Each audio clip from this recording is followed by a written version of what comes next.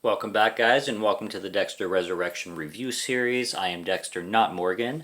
I am reviewing all these episodes fully with spoilers, so definitely go watch them and then come watch the videos. So if you are up to episode 5 right now, first things first, there's always going to be in my film reviews and TV show reviews that I'm always going to forget to mention some shit.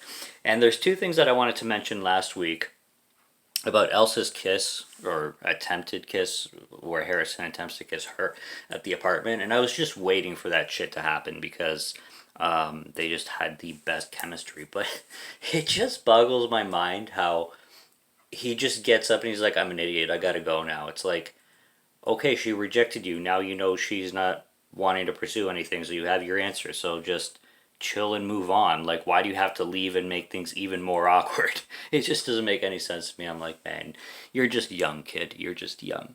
And then there was the fact that Harrison wasn't revealing anything to Batista or anything like that because Harrison has no ties or needs to Dexter whatsoever, really. Like that, at least that's how it seemed. So if he had any chance to know that Dexter's alive or put him behind bars, I figure he would just do it. I wouldn't sense that he would have any. I can't think of a reason why he wouldn't because he always seemed like he had no love for Dexter until the end of this episode. But as soon as Dexter showed up, it was very interesting his relationship with him. Like it started off really distant, with filled with boundaries, which is what I would expect. And like I said, I was surprised he didn't tell Batista more sooner. So, but that got answered with like I said, the coffee conversation and everything.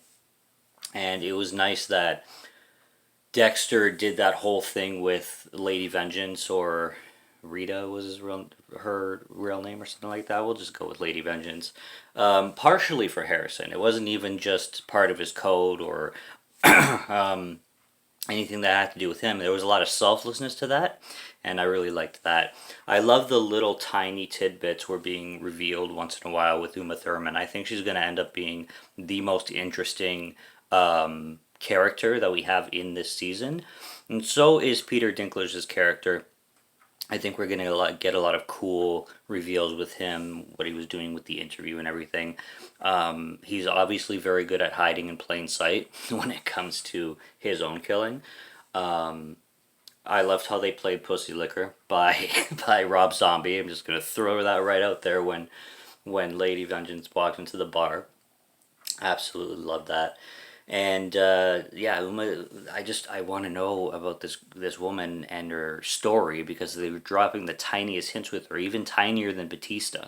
Like they're being more straight up with Batista than they're being with Lady Vengeance, Uma Thurman's character. So she's making the most curious, and I think she's going to be the most interesting by the end of this season. Definitely felt a little bit filler. Like I think I mentioned already, Uma Thurman visiting her mother in the hospital. Is that a mother? I assume it is, but what's going on with that? But it felt like a quicker episode. It felt like a filler episode. I loved all the romance and bowling, well, romance going on with Dexter and their date, and her comment on Lady Swan Lake. Sorry, her comment on Swan Lake, and then the whole wine thing. I was quite the wine connoisseur, definitely. I sort of lost the taste for it, but I definitely went to school for it and learned a lot about it. So it's cool to see wine be talked about in a interesting and passionate way. Shout out to the movie Sideways. It's a really good one if you want to learn about wine. But yeah. So far so good. I don't know what Uma Thurman is planning to do with Lady Vengeance in jail. She must know it's Dexter, so I think she's too smart for him, and there's no way she's dumb enough not to know that Dexter framed her.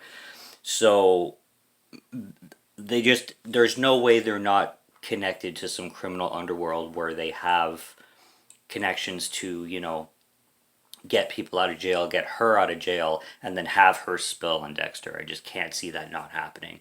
But the fact that Dexter bought himself a ton more time when it comes to Batista, seeing that Lady Vengeance killed Ryan Mercer, the watch guy, and perfectly framed him, by the way.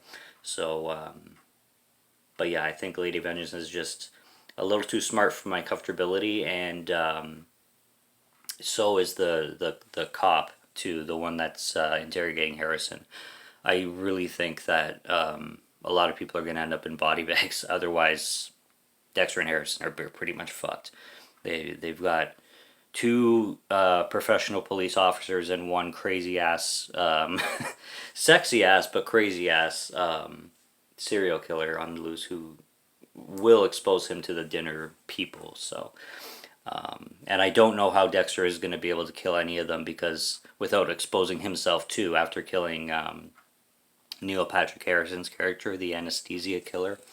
But we shall see with episode 6. I hear episode 6 is pretty good from thumbnails that I'm seeing online. So, till that review, it'll be soon because I'm pretty sure I'll be able to catch it on Sunday. But until then, stay tuned for more reviews and till next episode. Cheers.